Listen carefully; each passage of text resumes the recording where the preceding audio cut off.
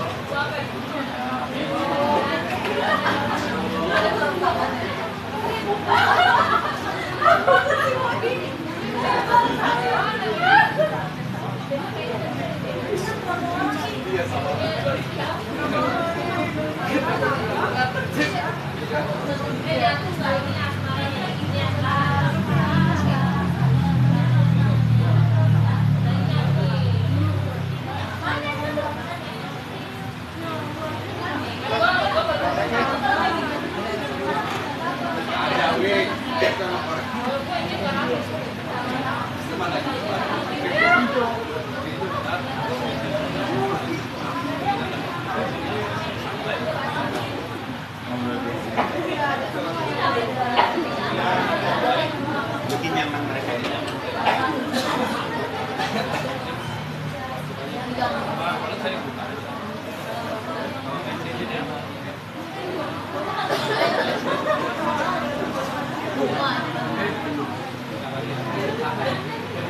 Minta waktunya sebentar ya. Assalamualaikum warahmatullahi wabarakatuh. Yang saya hormati Agus Giatno sebagai owner PT Gipro dan Pak Ivan serta jajaran manajemen Pak Egi, Pak Dendi, Pak Pur dan semuanya.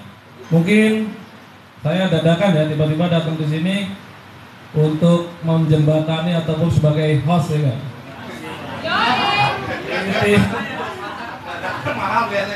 Amplop jangan lupa Pak Ewi.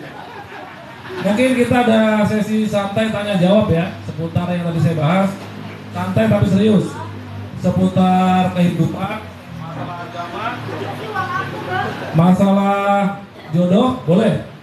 Bentar ya. Selama masih jalur pertanyaannya lurus pasti dijawab. Kalau untuk PO tadi saya garis bawah ya, kalau PO pertanyaannya beda, bukan di sini. Mungkin kalau untuk doa-doa biar PO-nya banyak mungkin bisa. Boleh ya? Monggo, mungkin langsung ya dimulai, silakan dari mbak-mbaknya boleh, dari mas-masnya boleh. Cuma catatannya jangan curhat rumah tangga, sedih. Di garis bawahi, jangan curhat rumah tangga. Itu saya wakilkan. Monggo, dimulai boleh dari bapak-bapak di sini atau mungkin mbak-mbaknya, silakan. Waktu dan tempat saya persilakan.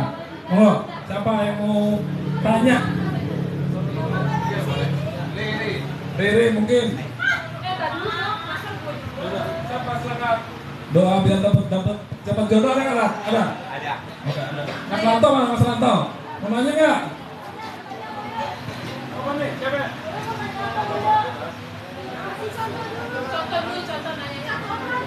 Tak, dia minta contoh tak.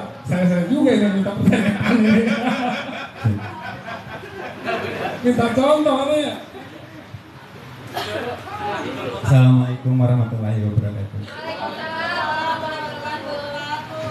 Karena contohin satu ya. Misalnya, Ustaz, gimana ya biar hati saya itu tenang, damai? Gimana caranya? Oke. Biasanya kebanyakan manusia-manusia milenial ini kan kebanyakan orang-orang yang patah hati ya, yang setiap hari galau, yang setiap hari rungsing ya, iya, apa-apa lalu di-share ke media sosial dan sebagainya. Makanya gini, kalau kita yang selalu hati kita nggak tenang itu, gampang obatnya. Banyakin istighfar, Ya, banyakin istighfar. Terus gak usah mikirin orang lain. Biasanya kebanyakan nonton medsos dia. Jadi orang punya ini kita iri, gitu. Orang punya itu kita ikutin. Hatta sesuatu yang belum tentu beritanya real atau dan tidak.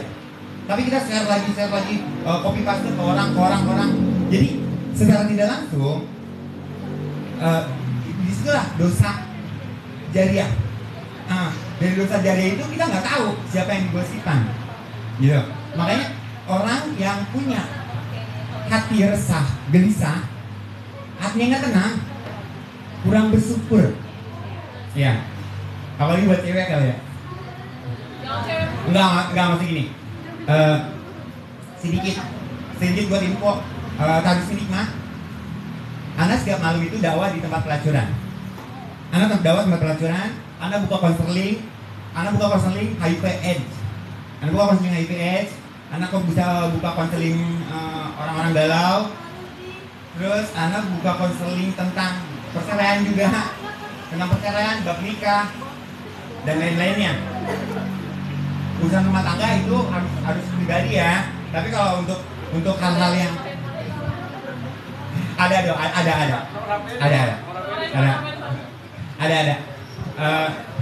Anda bukan keselip pakai komunitas Anda nongkrong hijau official. Anda lagi live itu di TikTok. Anda punya komunitas nongkrong hijau official. Silakan cari sesuatu yang kita ragu untuk berhubungan langsung kita sama Tuhan. Anda bisa selesaikan, gitu. Yang penting kita mau ikhtiar. Bener, Pak Bos? Bener. Gitu. Itu salah satu pertanyaan. Gimana hati kita? Anda selalu gini. Doain anak biar istiqomah, anak hijrah dari 2013 sampai sekarang. Doain anak udah 10 tahun, udah 11 tahun jalan. Amalan hal kecil apapun Anda selalu jalani. Intinya Anda punya amalan buat kalian yang selalu galau. Kalau bisa fardu atau kita lagi resah, pegang di ulu hati. Biasanya ulu hati itu di sini ya. Ulu hati di sini. Kalau cewek agak ke bawah. Ya. Alayallahu binadara minal aini rohimah tudawi kulamabi minal sakimah. Itu. Aneh jajain buat antum semua. Ada yang mau nanya lagi? Itu udah anak kasih contoh. Kira-kira gimana? Udah paham belum contohnya? Kalau enggak mungkin saya mulai ya, Tat ya.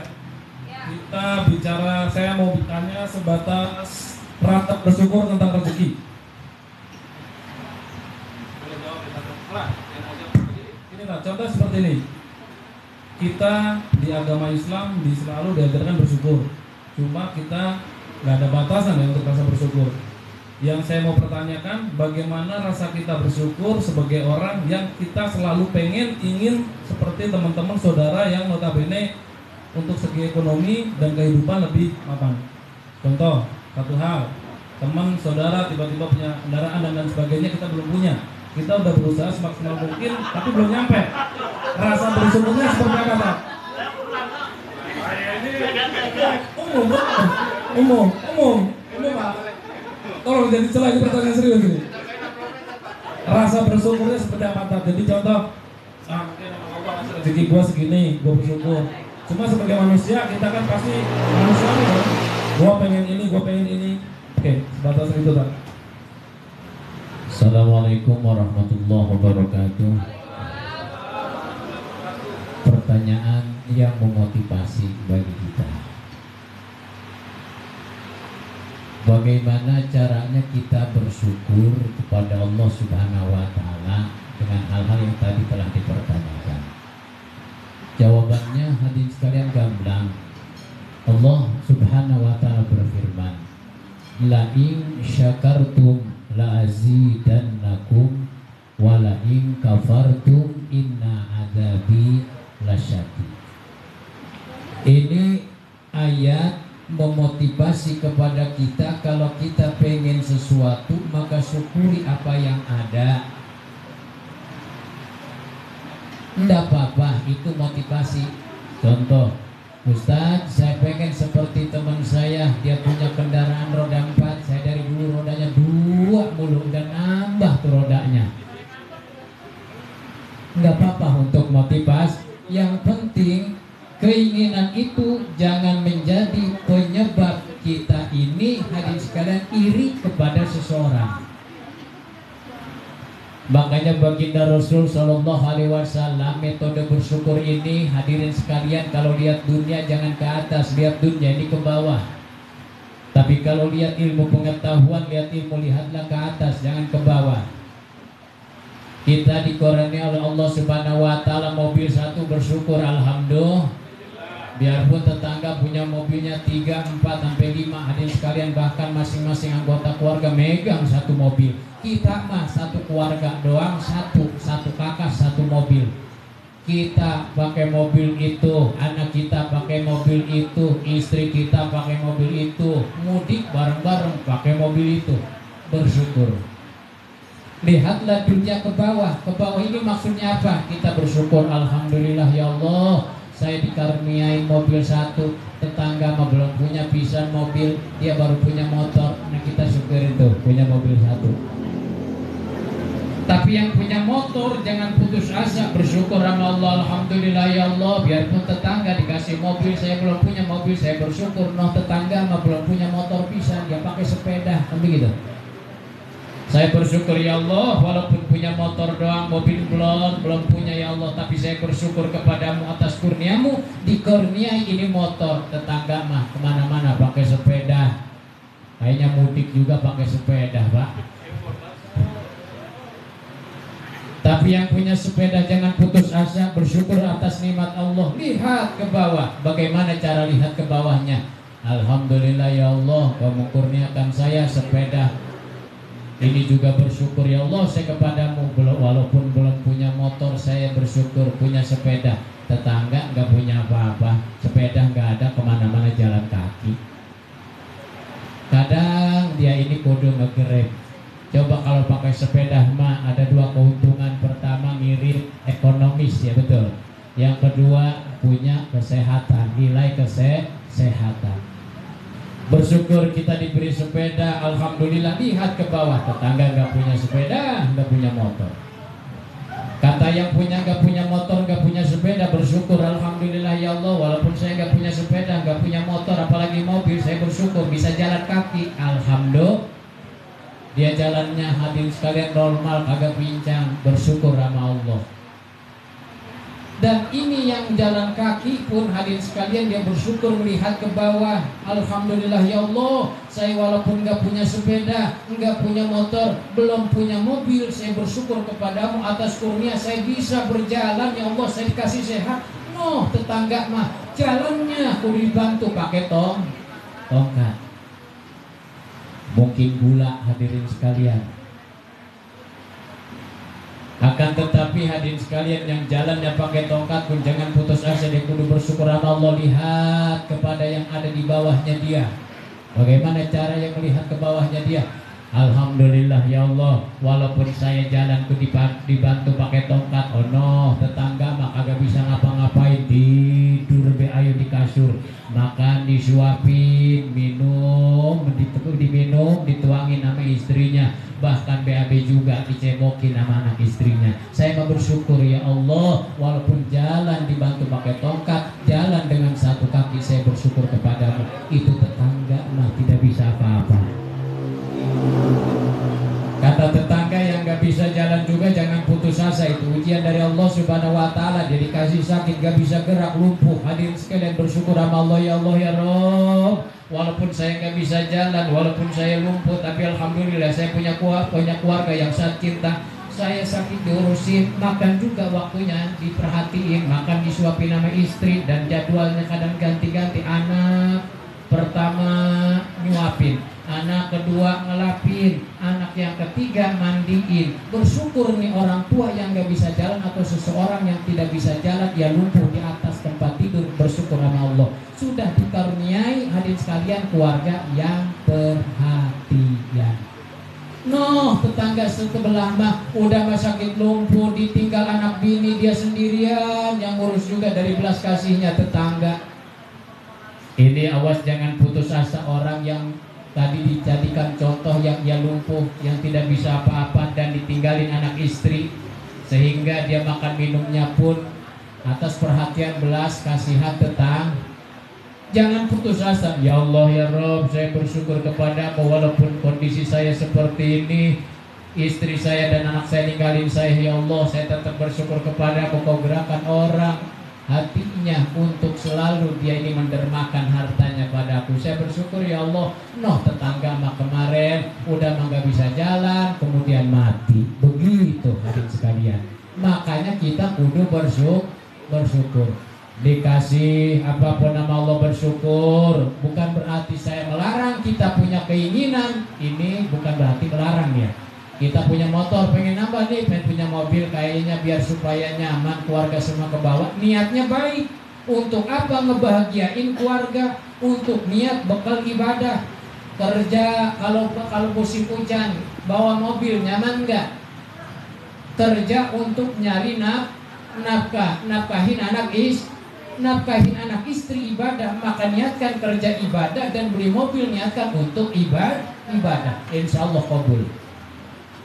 Pasti kok kabul. Maka kuncinya bersyukur dulu apa yang Allah kurniakan kepada diri kita dari Allah. Niscaya apa yang kita inginkan Allah akan kabulkan. Allah nantang kita kok, pintalah kepadaku, niscaya aku akan memenuhi apa yang kau inginkan, apa yang kau minta. Ini janji Allah Rabbul Alamin. Janji Allah beda dengan janji makhluk Allah. Janji Allah ini la yukhliful mi'ad. Hadirin sekalian, Allah pasti menunaikan janjinya. Yang penting hati kita yakin sama Allah Subhanahu wa ta'ala dan sesuai atas perintah Allah. Jadi itu Mas. Mudah-mudahan enggak puas pertanyaannya, biar terus menggali dan ngaji terus di majlis manapun hadir ngaji karena enggak puas. Dan begitu. Ya. Oke, pertanyaan saya sudah terjawab ya. Mungkin mewakili teman-teman yang ada di sini yang ngerasain juga. Ini intinya kalau nggak ada pertanyaan acara nggak bubar. Kita lihat. Kalau nggak ada pertanyaan acara jalan terus ya. Jadi maka kita perwakilannya untuk kaum hawa dan kaum adam harus ada pertanyaan. Dimulai nih dari mbak-mbaknya. Tanya. Bapak Rizky.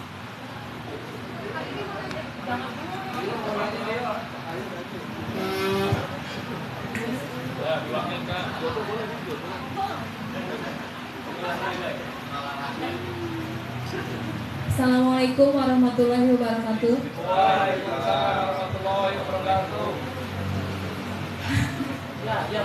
Ustaz, saya mau tanya, bagaimana cara menyikapi dan menghindari ghibah dalam Islam? Udah, gitu aja. Masya Allah. Jangan kaum ibu-ibu tak maki aja kalau ngumpul gibah tak.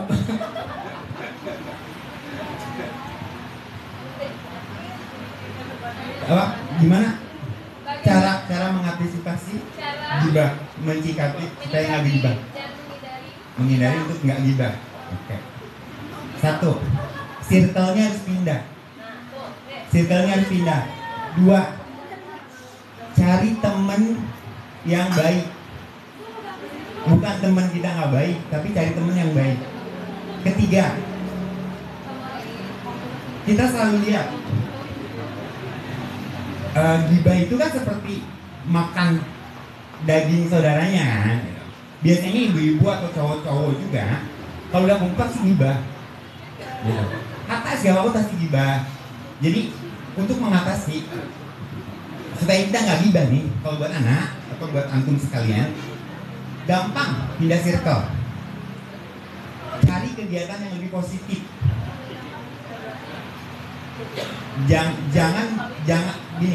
Jangan kebanyakan buang-buang waktu ya intinya gitu.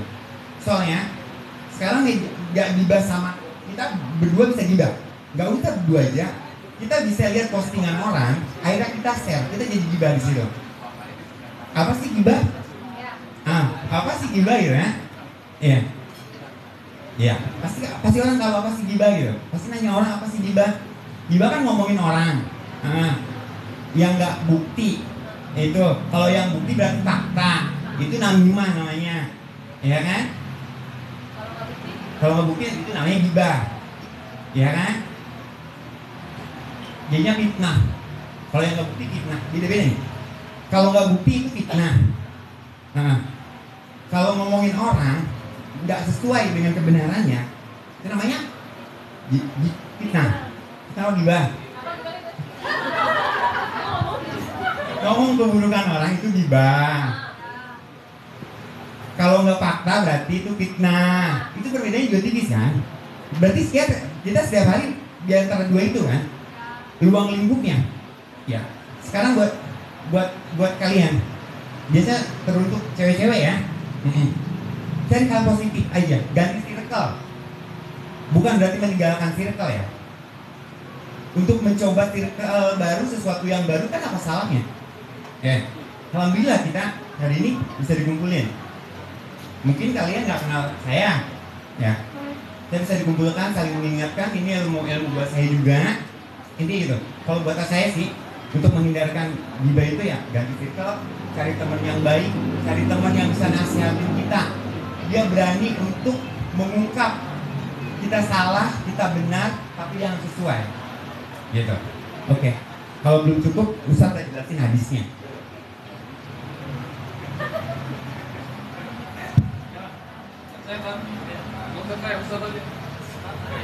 Ustaz, saya nggak enak. Ustaz aja jelasin hadisnya. Cara mengantisipasi gibah. Cara mengantisipasi gibah itu kita harus sadar diri kalau gibah itu adalah larangan Allah. Itu kunci pertama. Saya menambahkan ya. Karena Allah Subhanahu wa taala berfirman, la tagtab ba'dukum bagdo, jangan kau saling ngomongin kejelekan antara sebagian kamu dengan sebagian yang lainnya. Sebab dosa gibah itu, hadirin sekalian ingatkan cara mengantisipasi gibah itu sadar. Oh iya ya Allah, saya sadar kalau gibah itu larangan Engkau. Tapi bagaimana cara mengantisipasinya ya Allah? Lembutkanlah hatiku dan sadarkanlah aku bahwasanya gibah ini laranganmu. Teh, Bu, kalau gibah itu nih, kita gibah ngomongin orang nih, kebaikan kita ditransfer ke orang yang digibahin. Kemudian keburukan yang digibahin diambil sama kita. Kira-kira rugi apa untung? Yang digibahin yang ngegibah rugi. Dan bahkan yang celakanya, orang yang ngegibah atau sering ngomongin kejelekan orang, rizkinya ditransferin kepada orang yang digibahin. Makanya susah mulu. Gajian baru tanggal 5 udah habis mulu. Mungkin itu dosa gibah. Kan begitu. Baru gajian tanggal 5 kok udah koma, hadirin sekalian. Mungkin itu dosa gibah, keberkahannya ditransferin kepada orang yang digibahin. Kira-kira jelas? Ya, itu saja penambahannya. Oke, makasih Tad. Jadi tim Bariri sudah paham teman-teman. Jadi intinya gini tadi di garis bawah terakhir, kalau gajian kalian itu sehari 2 hari habis bukan karena duitnya kurang, berarti ya Tad ya? Itu. Berarti gibahnya kebanyakan itu. Cuma saya mau kasih ini Tad. Ada satu gibah sebenarnya yang positif Tad.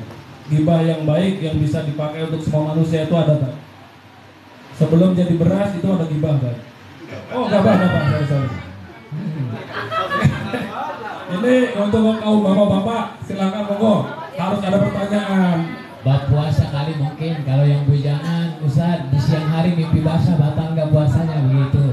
Tanya aja Mang Ernest, cuek. Cik, Assalamualaikum Pak Ustadz, izin bertanya Pak Ustadz, sebenarnya yang dibolehkan berpuasa dan posisinya lagi sakit nih, sakitnya enggak sakit Ustadz, kayak enggak, ini disebutnya sakitnya memang bisa berdiri, bisa, namun nggak bisa lurus gitu lah.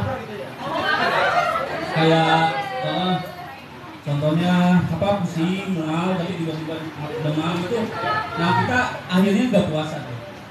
Itu apakah kita paksakan tiba-tiba nanti terjadi apa kan nggak mungkin juga Pak Ustadz. Saya harus ini makanya Iya. soalnya banyak Pak Ustadz ini lagi daripada sakit juga gitu. Mengantisipasinya gimana Pak Ustadz? Padahal kita udah niat nih full mau puasa malahan 1 bulan lah ya, tiba-tiba agak setengah hari, wah udah beda lagi, badannya udah gak ini. Apa kita paksakan apa gimana gitu?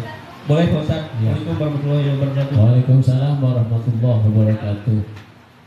Pertanyaannya menyangkut kepada tentang kewajiban puasa Ramadan. Siapa saja yang diwajibkan kepada orang kepada puasa Ramadan itu, syarat diwajibkan puasa Ramadan pertama Muslim, Islam. Bagaimana kalau non Islam puasa? Wala yasihu shaumu min kafirin asli, tidak sah puasa dari orang kafir asli. Dalam artian memang ini orang Islam ikut puasa nggak sah. Yang sah itu adalah orang Islam. Islam pun yang mana? Akilun, balikun, ia berakal dan dia balik. Baliknya laki-laki umur 15 tak, perempuan umur 9 tak. Berakalnya seseorang itu ketika nih akalnya berfungsi bisa membedakan mana yang benar, mana yang salah, mana yang membahayakan, mana yang tidak. Berarti akalnya berfungsi, alias enggak gila. Nah kemudian yang ketiga itu qadirun, puasa mampu, dalam artian dia ini sehat. Nah ini berarti menyangkut kepada yang ketiga nih pertanyaannya. Bagaimana Ustaz kalau sakit ini berpuasa? Sementara begitu saya nggak kuat, apakah hebatnya lanjutin puasanya atau saya batalin puasanya? Ada di dalam kitab Kasifatu saja, hadirin sekalian, standar sakit yang diperbolehkan berbuka puasa atau sakit yang dapat dispensasi boleh nggak berpuasa adalah sakitnya kalau menurut para medis kalau dibawa puasa bisa nambah parah bahkan menghilangkan nyawa. Makanya nanya dulu nih ke dokter, Pak dokter saya mau nanya nih, saya ini sakit ini bagaimana kalau saya puasa kira-kira gimana? Oh itu mah nggak apa-apa, aman. Apakah bakal nambah parah penyakit saya? Enggak. Atau bakal menghilangkan nyawa? Enggak. Lanjutin puasa. Ini sakit seperti ini belum dapat dispensasi diperbolehkan berbuka puasa. Kecuali kalau sakitnya yang yubihu tayamuma, yang diperbolehkan tayamum. Contohnya kalau bahasa tayamum jangan dulu kena air nih penyakit ini, kalau kena air bisa mati, maka kan tayamum. Kalau bahasa puasa ini jangan dulu ibaratnya kosong perut dan mata harus teratur dulu makan, karena kalau tidak diisi ini bisa meninggal dunia kata dokter begitu. Maka itu salah satu penyakit atau orang sakit yang tidak diwajibkan puasa. Kalau ada penyakit ini harapan sembuh wajib kodok. Kalau tidak ada harapan sembuh, contohnya ini makanya penyakitnya tidak ada harapan sembuh, wajib fidyah doang, nggak wajib kodok. Bagaimana Ustaz kalau sakitnya panas dingin karena belum dibeliin baju baru? Haram buka puasanya, haram. Belum diperbolehkan batal puasa. Karena panas dingin belum dibeliin emas 2 gram 3 gram sama suami mah dapat THR belum, itu mau wajib puasa, lanjutin puasanya. Kira-kira ada pertanyaan lagi? Gitu nah. Kalau opsinya buka setengah hari terus lanjut lagi gimana Dok? Opsinya setengah hari biasanya itu adalah litarbiyatil aulad, untuk mendidik anak. Nah biasanya nih, makanya yang wajib puasa itu orang Islam yang berakal dan orang Islam tapi belum balik. Contohnya bocah, anak-anak. Anak saya nyantren di Karawang umur 5 tahun nih. Sekarang udah kelas 2 SD, kelas MI, umur 8 tahun. Emang lagi TK ini dia juhur, sahur. Ketika anak jam 7 pengen makan, di kamar silahkan makan tapi lanjutin lagi atau puasanya atau ntar juhur. Ini adalah untuk orang yang dididik berpuasa. Contohnya anak kecil yang belum balik. Anak kecil sah puasanya walaupun dia belum diwajibkan puasa. Tapi kita orang tua wajib mendidik anak kita untuk berpuasa. Jadi begitu, yang kalau juhur seperti itu mah adalah untuk mendidik anak. Karena definisi puasa adalah al-imsaku min tulu'il fajri ila ghurubi syamsi menahan dari segala yang membatalkan puasa, dari terbit fajar, dari waktu subuh ila ghurubi syamsi, sampai terbenam matahari atau waktu maghrib. Itu definisi puasa. Haram makan, haram minum, dari mulai subuh sampai ke maghrib. Begitu. Mas Egi sudah terjawab.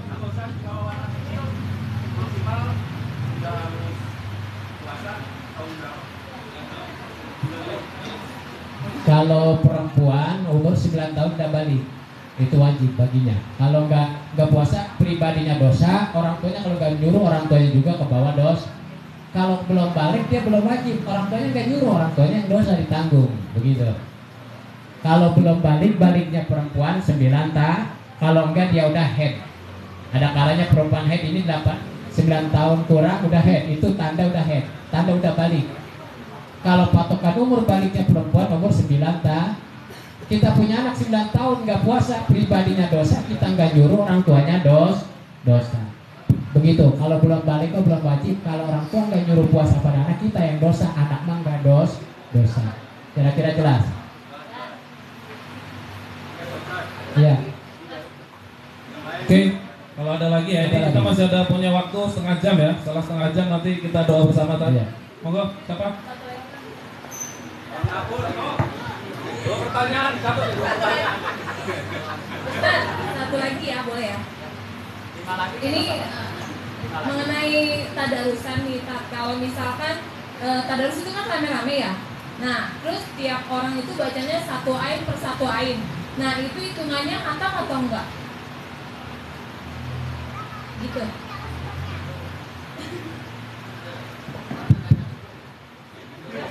Berarti tadarus berjamaah atau aplusan ya? Iya, tarusannya jadi dia rame-rame. Iya. Jadi tiap satu orang itu per satu ain.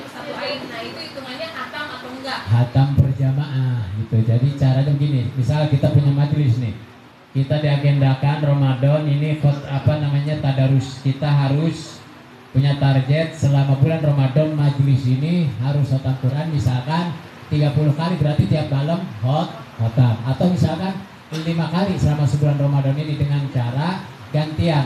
Nah itu khatam juga. Secara bacaan khotam, secara fadilah juga dia khotam. Khotamnya dari artian apa? Berjamaah. Seperti begini nih, kita jikir sendiri 165, la ilaha illallah 165 minimal. Tapi kalau berjamaah yang 165, misalnya ada 10 orang berjamaah nih, masing-masing 165 bareng, la ilaha illallah, la ilaha illallah. Berarti 165 kali 10 berapa, Bu? 100. Berarti kita punya pahala masing-masing individu pahala zikir berapa tadi? 1650, berkahnya berjamaah. Begitu. Jadi tetap khotam secara fadilah. Tapi kalau satu ain enggak sampai 30 juga, belum khotam namanya.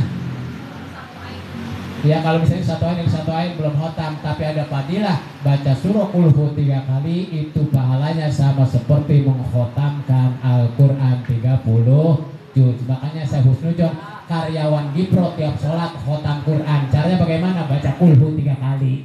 Alhamdulillah. Ada lagi pertanyaan? Oke, cukup Mbak Riri ya.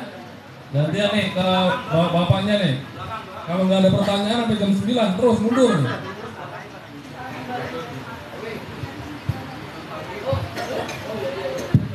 Assalamualaikum warahmatullahi wabarakatuh. Saya mau tanya, tadi kan dikutip oleh Ustaz katanya ketika kita lagi di dalam satu circle, kalau misalkan circle itu buruk, kita harus keluar dari circle tersebut. Nah, menurut agama Islam, pertemanan yang baik itu seperti apa sih ciri-cirinya, contoh-contohnya? Dan menurut agama Islam, pertemanan yang baik itu seperti apa? Cukup, Ustaz.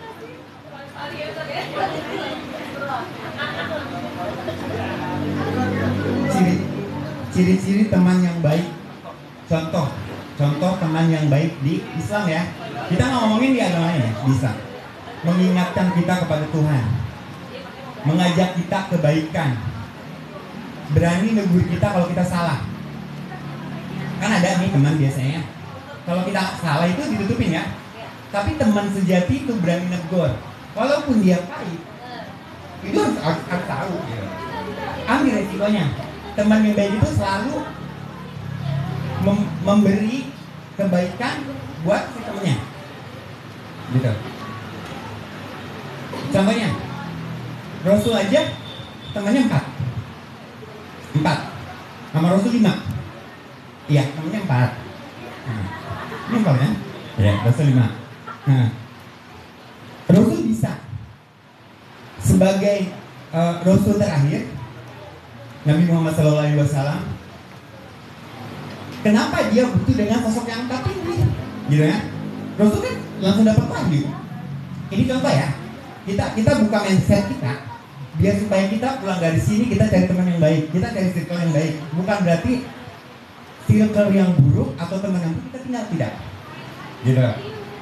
Bukan menghindari tapi tinggalin dulu. Kita udah mampu untuk masuk ke circle mereka dan kita tidak terganggu dengan aktivitas kita yang sekarang, itu nggak jadi masalah. Gitu. Gak ke bawah. Rasul, semuanya udah Allah kasih. Kenapa harus ada malaikat Jibril perantara? Kenapa harus ada 4 sahabat? Emang misalkan Rasul nggak mampu untuk menjalankan dirinya, menyebarkan agama Islam, mampu kan? Tapi Rasul memberikan bahwa kita sesama umat Muslim harus saling mengingatkan. Itu dakwah. Gitu. Makanya cari teman itu yang bisa ngajak dakwah. Tadi kita datang ke sini, kita di WA, siapapun dari antara kita itu pahalanya berjariah, jariah pahala. Iya, itu seperti itu. Seperti multi-level marketing. Ya, cari teman yang seperti itu. Bukan ke Ana nggak ngomongin masalah materi ya, tidak materi. Tapi cari teman yang seperti itu. Ada hal kebaikan share, ada hal kebaikan share. Tapi kita harus paham kebaikannya dalam apa. Hati-hati, ini akhir zaman. Nah, mungkin semuanya mungkin kita dalam keadaan begini, karena ini bukan mindset teman-teman semua, ini buat diri Anda juga. Mungkin mau berimamah, mau peci, gamis, anak pulang bermaksud ente nggak tahu. Casing, hati-hati. Kita sekarang cari teman dengan casing doang. Ya, 10 tahun, 11 tahun jalan hijrah, Allah buka buat anak lebih nyaman di circle yang biasa. Di sini siapa yang biasa mabuk? Ada itu tukang minum. Iya.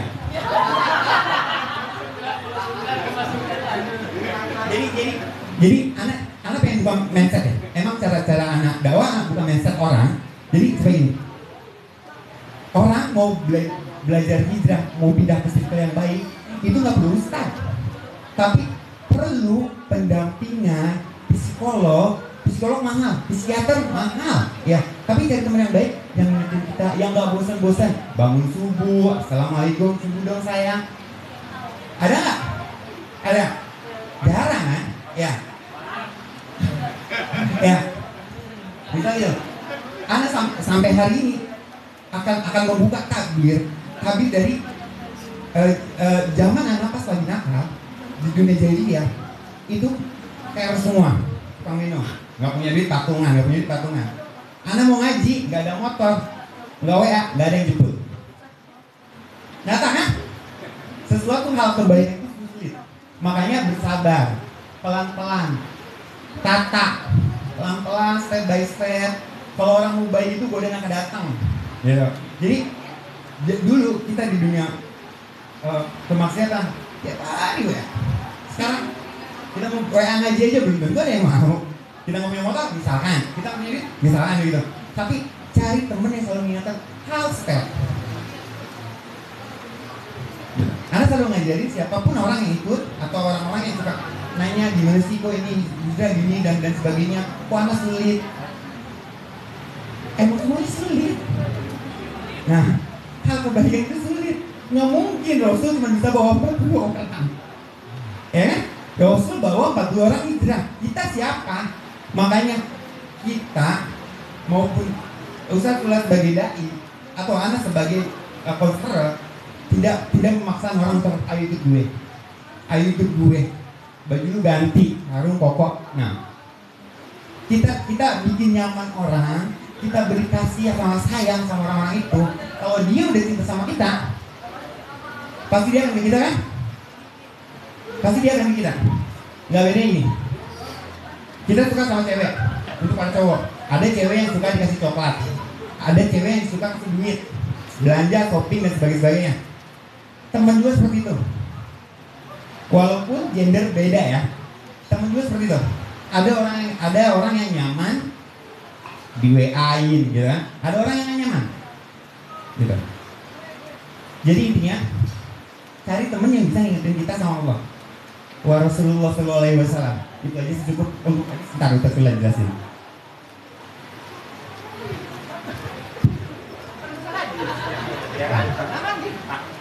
Ya, dalam hadisnya Nabi bersabda, wala tusahib man la yanhadunaka ilallah.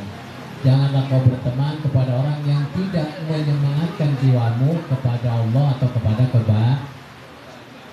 Tapi secara ilmu tasawuf bukan berarti kita meninggalkan nih teman yang buruk, kita tinggalin, enggak. Sebenarnya harus rangkul mereka gitu hadirin sekalian. Kalau kita sudah mampu. Kita contoh Ustaz Ahmad Rudiana, dia terjun misalkan dakwahnya di mohon maaf dunia malam, lokalisasi. Hadirin sekalian, mungkin ada pertanyaan dari prostitusi ini, bagaimana saya nih tentang mandinya. Tadi kan satu pertanyaan yang wajib dijawab, ini menyangkut syariat. Dan tujuannya dia terjun ke situ adalah untuk mengangkat mereka dari dunia hitam. Begitu. Jadi carilah teman yang sekiranya teman tersebut mengajak kebaikan dan menyemangatkan kita untuk lebih baik menuju kepada ridho Allah. Bukan juga menjauhi orang yang kurang baik, teman yang kurang baik. Kalau bisa mah ingetin dia. Jadi peringatin, jangan begitu, ntar gak banyak temen, gituin aja dah. Jangan pakai bahasa, jangan begitu, dosa. Tadi jangan terlalu agamis, gitu ya. Gitu aja cara mencari temen itu. Saya terus terang, saya tidak ibaratnya pola pilih teman. Saat saya mau ngaji, tapi nggak punya kokoh, ngaji aja sini, pakai kaos doang nggak apa-apa. Saya pakai lepisnya pada robek ngaji sini. Saya banyak tato, pakai kaos doang ngaji sini. Jadi walaupun jamaah yang lain pakai kokoh, pakai sarung, saya sengaja taruh di depan ya orang-orang misalkan yang bertato gitu untuk motivasi kepada yang lain begitu. Jadi rangkul mereka. Jadi itu penambahannya. Oke, pertanyaannya 2 lagi ya. Untuk kaum perempuan 1, kaum bapak-bapak 1. Oh, bapak-bapak dulu. Bapak masih muda lah. Assalamualaikum warahmatullahi wabarakatuh. Ustaz, saya mau bertanya nih.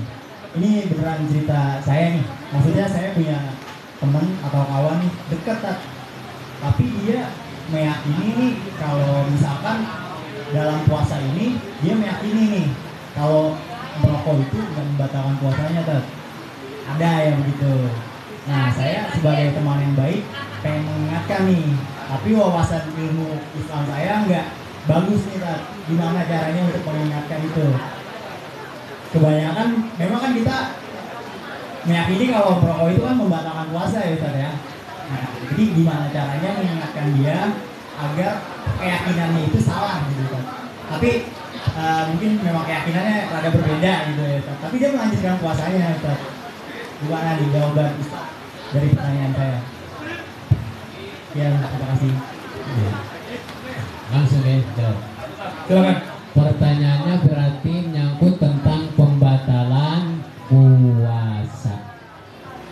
Pembatalan puasa diatur oleh syariat, yakni ilmu fikih. Ini keterangannya tentang merokok itu membatalkan puasa. Kita dengar dulu deh.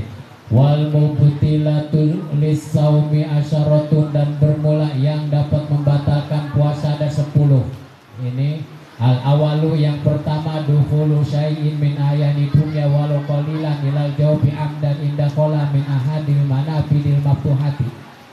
Yang pertama yang membatalkan puasa adalah memasukkan sesuatu benda bangsa dunia ke dalam tubuh kita dari lubang-lubang yang ada di diri kita. Mana lubang-lubang yang ada di diri kita? Dimasukkannya amdan, sengaja, bukan lupa.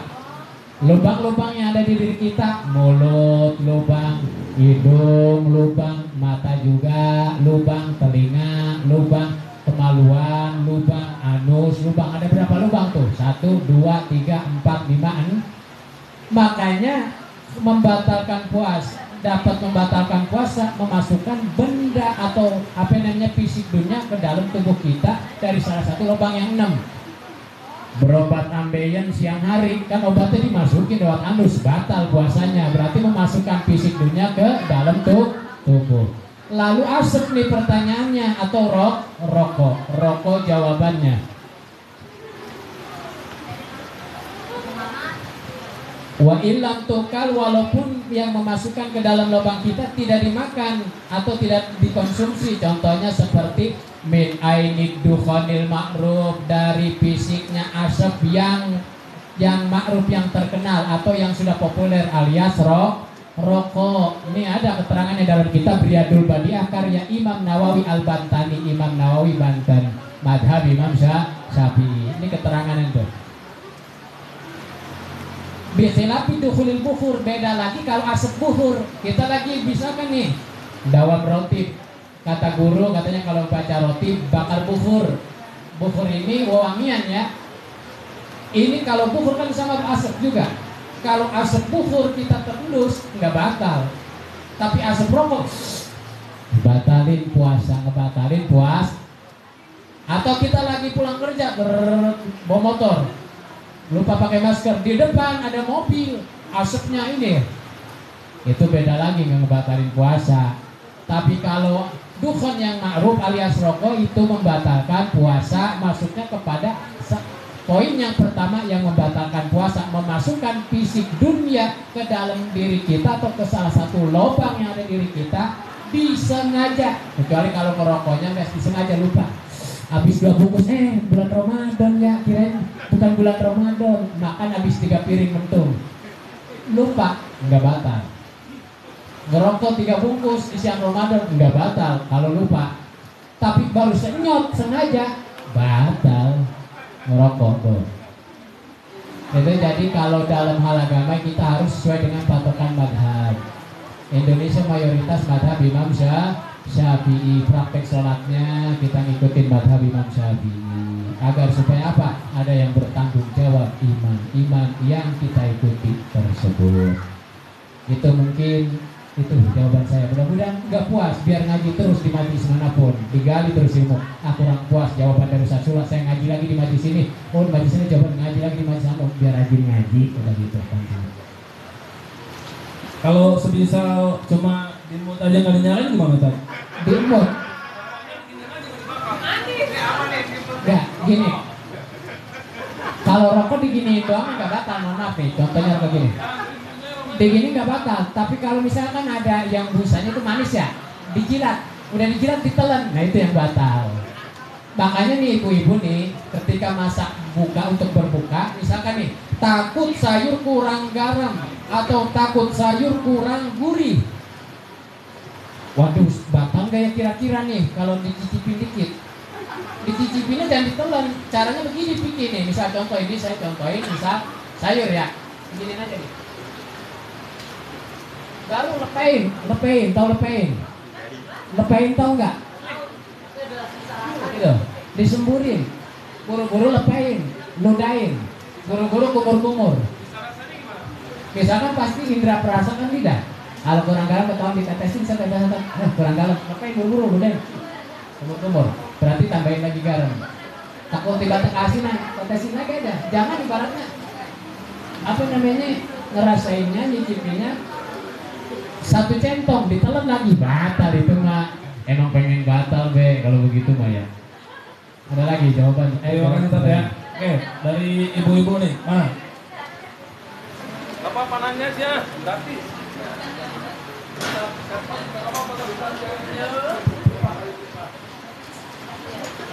Assalamualaikum Ustaz, saya mau tanya, kalau misalnya orang yang puasa tapi nggak sholat itu hukumnya gimana ya Ustaz ya?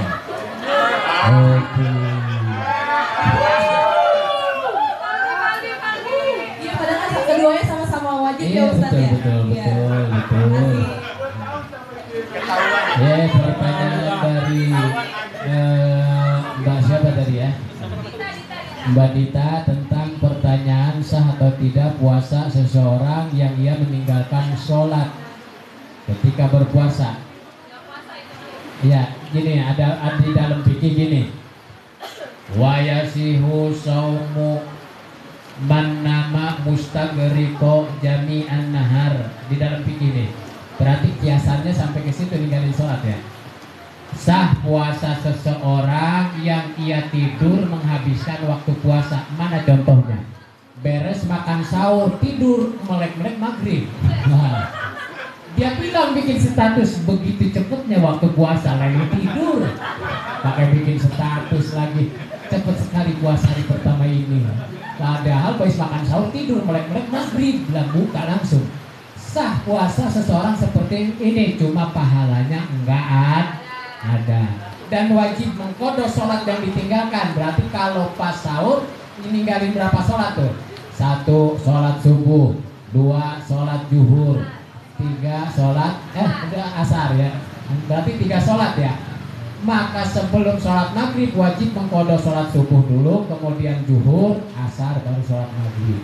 Sah puasanya teh. Orang yang meninggalkan sholat disengaja atau tidak sah puasanya, karena meninggalkan sholat itu bukan salah satu yang membatalkan puasa. Cuma orang yang berpuasa tanpa sholat, puasanya sah, pahala puasanya tidak ada apa-apa. Seperti kita mudik bawa kardus isinya kosong. Paham kira-kira? Kita mudik bawa bungkusan ternyata isinya nggak ada. Seperti itu, nggak jauh beda. Gini dong, Dok. Mendingan kagak usah puasa sekalian kalau kayak gitu, Dok. Kalau begitu nggak puasa sekalian, ada ajab, ada siksaan. Kalau yang sah ini hadis sekarang gugur kewajiban puasanya. Dalam artian dia tidak punya dos, cuma nggak ada pahala doang. Begitu. Kalau ninggalin puasa sama dia, kalau nggak kodok maka dia wajib kena dosa. Dan kalau dosa nggak ditobatin masuk neraka. Cuma begitu doang, nggak punya kalau bahasa ini mah. Secara fisik ada, tapi manfaatnya nggak ada gitu. Sah puasanya tapi nggak ada pahalanya. Berarti dia masuk pada puasa awam. Hanya puasanya hanya menahan lapar dan dahaga saja, namun tidak ada pahalanya. Karena pada dasarnya sholat itu hukumnya wajib, teman-teman sekalian. Tanpa ada puasa pun sholat wajib. Betul. Tanpa jelas belum? Oke, bapak-bapak lagi nih. Ayo. Kalau nggak ada yang nanya lagi pulang nih. Mungkin ada pengantin saya baru. tunggu Pak Ipan yang nanya ini. Ayo, perwakilan menteri.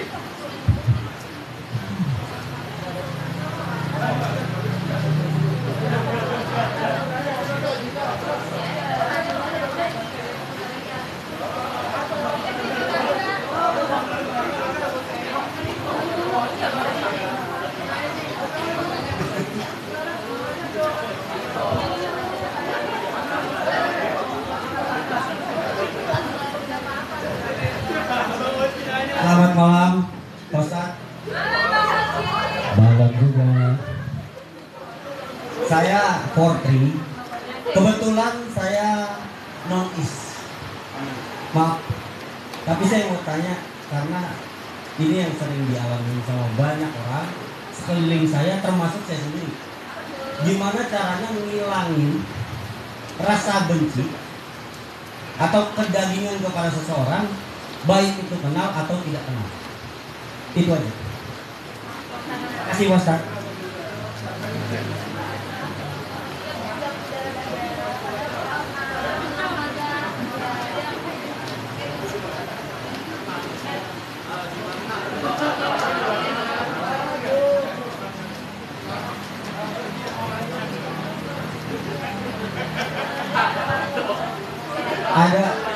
Ada seseorang yang habis berbuat yang tidak enak untuk kita, akhirnya kita benci atau kedagingan kepada orang tersebut.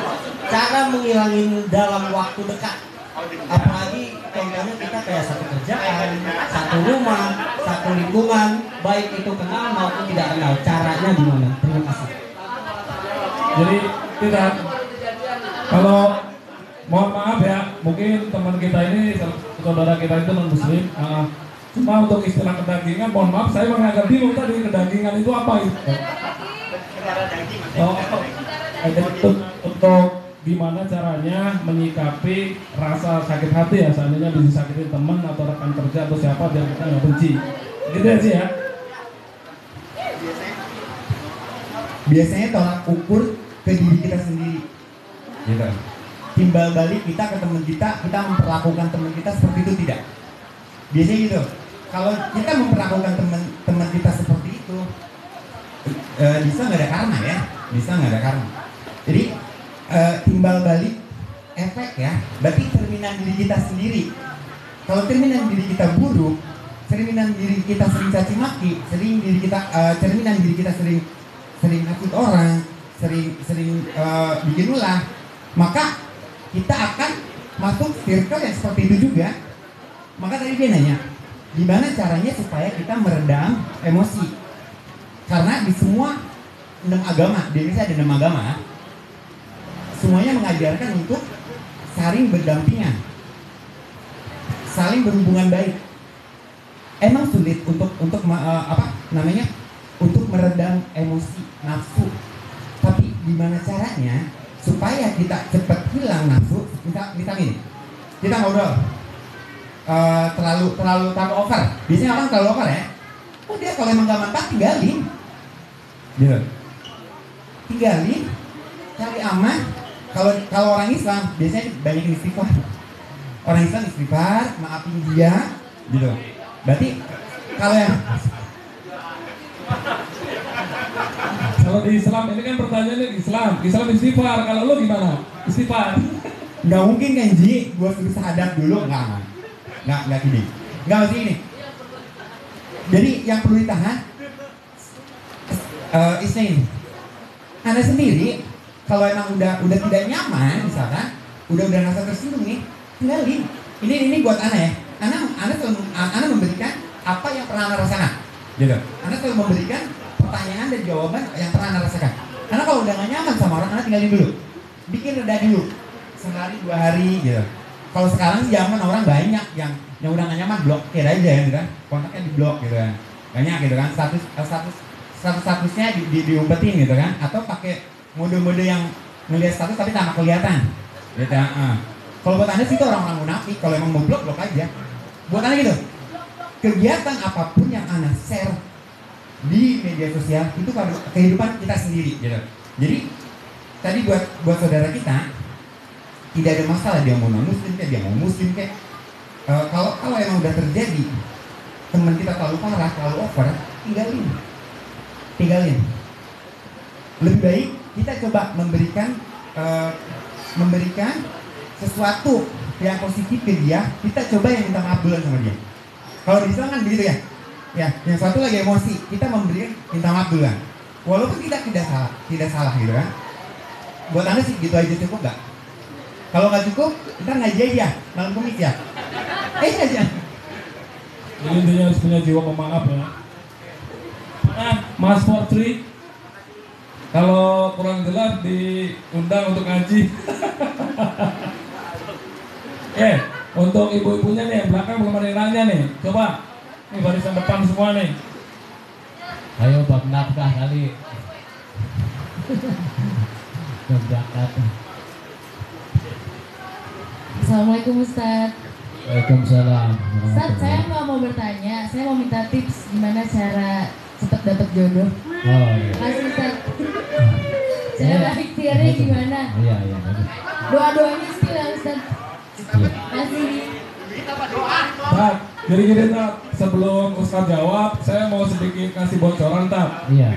Gipro ini sebenarnya cowoknya ganteng-ganteng, cewek cakep-cakep. Iya, betul. Cuma kebetulan ada beberapa teman kita yang masih kesulitan jodoh. Alhamdulillah. Makanya Tolong terserah. dikasih solusi, sama tadi minta doanya kalau bisa di-spill. Itu Tat, mungkin Tat. Iya. Makanya bagus di Gipro harus ada kabar Jo. Ketua bagian perjodohan. Harus ada tambahan dong. Pertanyaannya bagaimana agar supaya dipermudah jodoh ya. Pertama, hadirin sekalian, para jamaah yang dirahmati Allah Subhanahu wa taala. Jodoh itu kan seperti ajal ya. Tapi walaupun jodoh seperti ajal, kita ada kiat-kiat agar supaya mudah datang jodoh. Yang pertama, agar supaya tidak salah pilih. Khawatir misalnya si teteh, saya pengen punya suami jadi imam, bisa saja itu preman nipu pakai koko, pakai kopiah, pakai sarung, minyak wangi, datang assalamualaikum, padahal Fatihahnya nggak bisa. Kiat-kiat yang pertama, dawamin tiap malam sholat sunnah istikharah. Tusolli sunnatal istikharati rakaataini lillahi ta'ala. Aku niat sholat sunnah istikharah 2 rakaat karena Allah ta'ala. Walaupun belum ada nih si calon ini atau siapa namanya bahasa untuk kalau calon ya betul ya. Pacar belum ada Ustaz, apalagi calon, pacar aja belum ada. Tetap dawam istikharah biar agak salah bil. Yang kedua, hadirin sekalian, dawamin nih. Kira-kira saya pelan bisa ketulis nggak nih? Diketik. Baca ini 11 kali, ada 2 baca yang 11 kali, yang terakhirnya 100 kali. Yang pertama, Rabbi anzilni. Tar dulu, ulang dulu. Coba itu HP-nya delete all semua dulu, fotonya delete all. Dihapus semua. Rabbi la tadarni. Saya ulang ini, Rabbi la tadarni fardan wa anta khairul warithin. Rabbi la tadarni fardan wa anta khairul warithin. Udah ketulis belum? Udah ketulis? Itu baca 11 kali. 11 kali. Rabbi la tadarni fardan wa anta khairul warithin. Rabbi la tadarni fardan wa anta khairul warithin. Rabbi la tadarni fardan wa anta khairul. Itu 11 kali. Terusnya yang 11 kali lagi sholawat. Allahumma sholli. Tulis yang kedua nih, Allahumma sholli ala sayyidina Muhammadin alipil ma'lufi ujuburni hajati. Pas hajati ngomong, hati Allah datangkan jodoh yang soleh dan berkah buat saya, di hati ngomong Allahumma sholli ala sayyidina Muhammadin alipil ma'lufi ujuburni hajati. 11 kali. Terusnya yang 100 kali ini, ya mugithu. Asma Allah, ya mugithu. Baca 100 kali, ya mugithu, ya mugithu, ya mugithu, atau komat kamit tanpa suara, ya mugithu, ya mugithu. Hati sambil ngomong, ya Allah, berikanlah, kurniakanlah aku jodoh yang sholih, yang berkah dunia akhirat. Kira-kira jelas deh. Caranya itu kan berarti ngedoa atau syariat seperti doa sholat dan doa. Yakin kepada Allah, kuncinya doa ijabah itu yakin kepada Allah. Jangan ragu, ngedoa dan minta sama Allah itu jangan ragu, tapi yakin pasti Allah mengabulkan hajat kita. Udah ketulis doa dan wiridnya tadi. Ajar cukup hadir dijajah, moga berkah ya itu doa. Kalau saya nanti jawab kopi itu ya tadi, yang tadi amalan tadi yang sudah berumah tangga jangan diamalin. Apalagi seorang istri ngedoain itu jangan. Tapi diniatin itu ngedoain suami nggak apa-apa. Ya Allah biar suami saya usahanya lancar, nggak apa-apa. Diniatin seperti itu. Saya ulangi nih ya doa yang tadi nih. Rabbi la tadarni fardaw wa anta khairul warithin. 11 kali. Allahumma sholli ala sayyidina Muhammadin alibil ma'lubi ujuburni hajati. 11 kali. Ya mugithu, pakai sa, ya mugithu. 100 kali. Aja tukum hadir dijajah, jawab kobil tuh alhamdulillahirabbil alamin. Mudah-mudahan, dan intinya yakin, minta doa kepada ibu bapak, minta ridho ikhlasnya Bu, ridho ikhlasnya biar hajat saya dikabulkan. Kalau malu biar cepat jodoh Bu, biar cepat datang jodoh. Kalau begitu minta hajat saya biar kabulkan. Pertama doa ibu dulu, baru wirid ini kabul insya Allah dengan waktu yang tidak bakal lama. Karena apa? Doa orang tuh dibantu doa itu saja. Mungkin ada penambahan dari Ustaz Ahmad. Terima kasih Tat. Kebetulan Ustadz Rudi sekarang posisinya sedang sendiri, yang mungkin mau taruh ya silakan ya Tat ya. Betul. Lagi sendiri, lagi jomblo nih. Mau ngapain boleh ya Tat ya. Sedang menyendiri, dia emang punya rencana tahun berapa dia punya ini. Tapi baca kalau Allah mendatangkan segera, diaminin aja. Terima kasih Tat. Oke lanjut dari mas-masnya nih. Gantian, pokoknya satu-satu. Berhubung acaranya hujan, si bos minta terus. Itu tadi ijazah kalau bisa ditiupin, kita punya kosmetik ya. Wiridan tadi yang belum punya jodoh, yang belum jodoh, bisa kosmetik apa aja, taruh di depan kita, wirid itu, bacain tadi. Robi latar daripada untuk termasuk 11 kali, Allahumma sholli ala Muhammad ngalih bin marufi 11 kali, yang mengisu 100 kan. Taruh kosmetik di depan kita, doain beres itu baru minta mau tiupin. Udah gitu doang. Ntar kelihatannya kayak Arjuna atau bagaimana ya, gitu. Allah alam, itu rahasia Allah.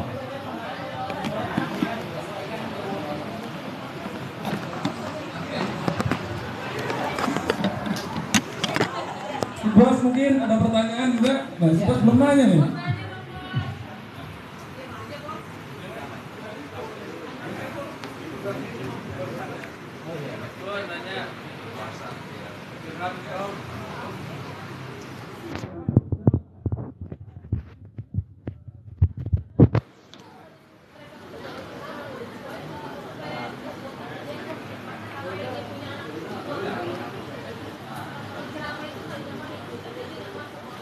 Pak Ustadz, Iya monggo. mau klarifikasi yang tadi mengatakan puasa yang 6 lubang tadi Pak Ustadz ya? Iya betul. Saya mau nanya ini